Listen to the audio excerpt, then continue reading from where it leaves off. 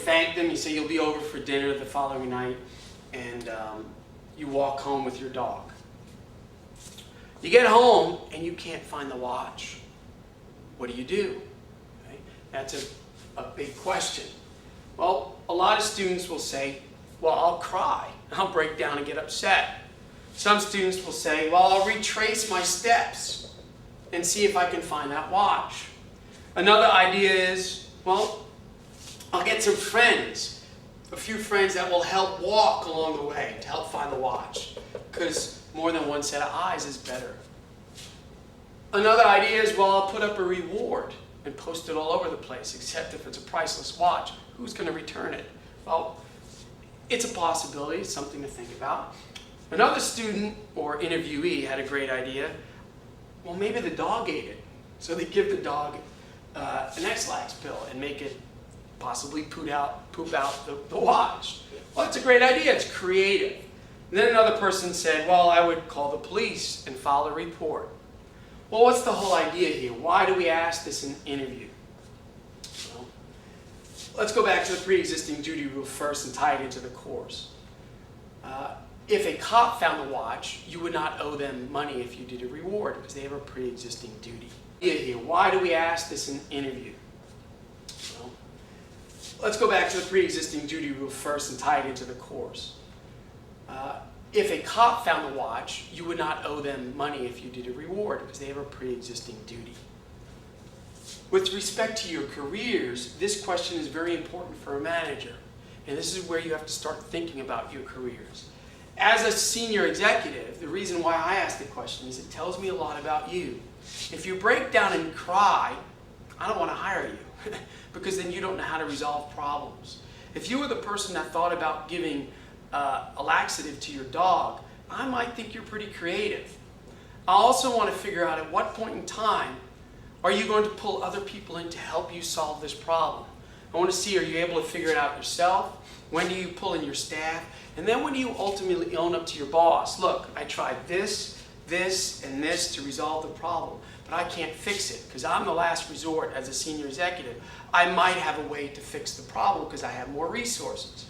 So the point is, it tells me a lot of you and your personality and how well you can resolve problems, how well you handle problems, how well you are at owning up to screwing up. If you try to hide the problem, you're not going to want to hire you because you're dishonest. Again, if you break down and cry, it shows weakness. I want to see how resourceful you are, and that's what this question will help you with. And if you're interested again in talking about it more, we can discuss it on the discussion board. So again, consideration, legally sufficient value, a bargain for exchange, and also know when consideration is not consideration. It involves a pre-existing duty or it involves a gift, past consideration. Okay, let's move on to capacity. This is a fun area. And traditionally, and maybe I'll even pull this off, I have dressed up like an old man, like a grandfather. And I'll walk into a classroom and I'll act like a senile old man and I'll have a student help me into the class. And at that point in time, I'm acting like I don't know who's in the room. The student says to me, well, there's no one in the room. And I see all the students in the class. And I say, well, I must see dead people. And the whole idea is I'm acting really senile. Like I have Alzheimer's, I don't know who I am. I'm 82 years old at the time. And this student, who's actually my niece, decides to help me. Pays my checks, my bills, goes grocery shopping for me, bathes me, helps me into bed. She basically is my nurse. Well, one day, she reminds me that I pay her $50,000. Okay? I pay her 50 grand a year to take care of me. Except, she says to me, Grandpa, or Uncle Joe, I want $2 million a year to take care of you. Otherwise, I'm going to put you in a nursing home. Well, in this scenario, we have what's called a fiduciary relationship. A relationship built on trust. When you have a relationship built on trust, and you have a threat of economic harm. And here's your economic harm. So you have fiduciary relationship plus a threat of economic harm. That will equal what's called duress. And duress relates to genuineness of assent. But hold that thought first. Let's assume I sign that contract. I sign an agreement with the niece to pay her $2 million because I don't want to go into a nursing home. I want to die in my home. Well, the question is, do I have the capacity to enter into that contract? Is there even an agreement? Was there an objective intent to be bound? And I would argue no, because if I am senile and clearly not doing well, then I did not have the objective intent to be bound. That's the first thing. Second, do we have consideration? I would argue, as Uncle Joe's lawyer, that we do not have consideration because there was no bargain for exchange. There was no mutuality of assent because I was senile. I was forced into the situation. Well, if that doesn't work, we would then argue whether or not I lacked capacity and whether I was mentally incompetent.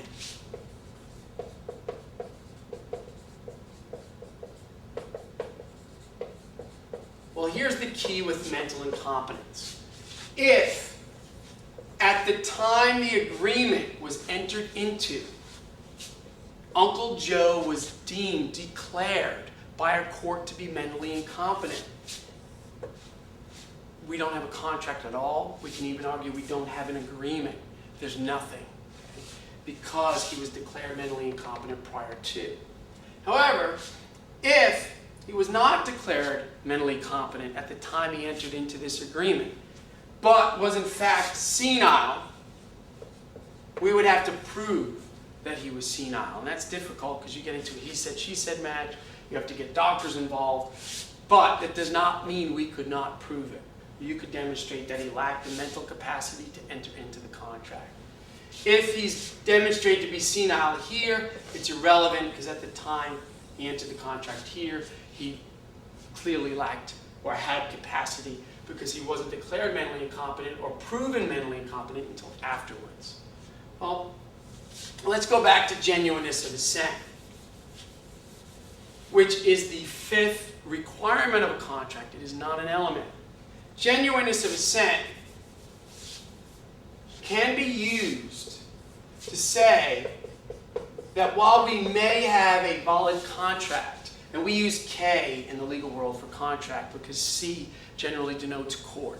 So valid contract, genuineness of assent, if it's lacking due to duress, remember in this case we said we had duress because we had a fiduciary relationship plus a threat of economic harm.